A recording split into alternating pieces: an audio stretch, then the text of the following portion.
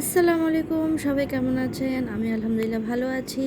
তো এই যে দেখতেছেন আজকে একটা রেসিপি নিয়ে আসলাম।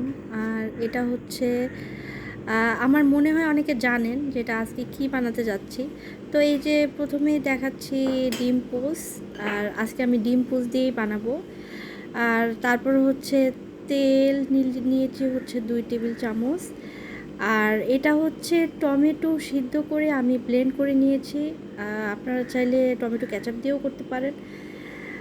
আর এরপর আছে হচ্ছে গুঁড়া দুধ।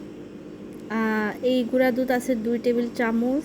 আর 3টা কাঁচামরিচ নিয়েছি, 1 চামচ চিনি নিয়েছি, 2টা রসুনের কোয়া আর হাফ চামচ লবণ নিয়েছি।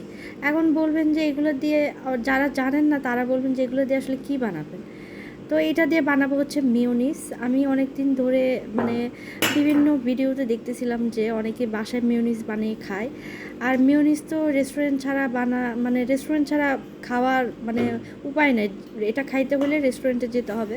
তো ভাবলাম যে বাসায় বানিয়ে নিই, যেহেতু রোজা আসছে।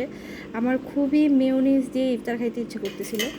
তো এই যে আমি ডিম পোস্টটা ঢেলে দিলাম, এরকম করে আমি সবগুলাই ঢেলে দিব। এই টমেটো কেচাপটাও ঢেলে দিব। আপনারা চাইলে কিন্তু বাজারে যে রেডিমেড টমেটো কেচাপটা পাওয়া যায় সেটা দিয়ে বানাতে পারেন।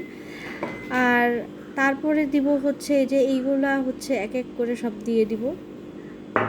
কাঁচামরিচ, তারপরে এই দুধের গুঁড়া, তারপরে হচ্ছে এই যে লবণ। আর এই লবণ কিন্তু বেশি দেওয়া যাবে না, লবণ দিতে হবে একদম হাফ চামচ। আর চিনিটা আপনারা দিলে দিতেও পারেন, না দিলেও না দিতে পারেন। তো এই যে আমি ঢেলে দিলাম সব কিছু। এখন দিয়ে দিব যে তেলটা। ও আরেকটা জিনিস কিন্তু দিতে হয়, সেটা হচ্ছে গোলমরিচ। আমার বাসায় কিন্তু গোলমরিচ ছিল না, তাই আমি দিই নাই। আর গোলমরিচ ছাড়াই আমি বানাবো। আর আশা করি খুব একটা বেশি খারাপ হবে না। তো এই তো সয়াবিন তেলটা দিয়ে দিলাম। দেওয়ার পরে এখন এটা আমি ব্লেন্ড করে নিব। আর এছাড়া আর কিছুই লাগবে না, হয়ে গেছে। আর এই তো ব্লেন্ড করা হয়ে গেছে। এখন আমি এটা খুলে দেখাবো যেটা কেমন হয়েছে। তো এই হয়ে গেল আমার মেয়োনিজ।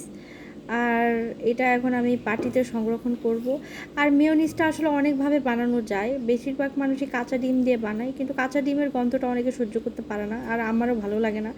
আবার সিদ্ধ ডিম দিয়েও বানানো যায়, আবার হচ্ছে ডিম এরকম করে পোজ করেও বানানো যায়। তো এই যে আমি ঢেলে দেখালাম যে এটা কীরকম। এখন এটা পুরোটা আমি ঢেলে বাটিতে সংরক্ষণ করব। আর এই বাসায় বানানো মেয়োনিজটা কিন্তু সর্বোচ্চ 15 থেকে 20 দিন বা 25 দিন ভালো থাকবে।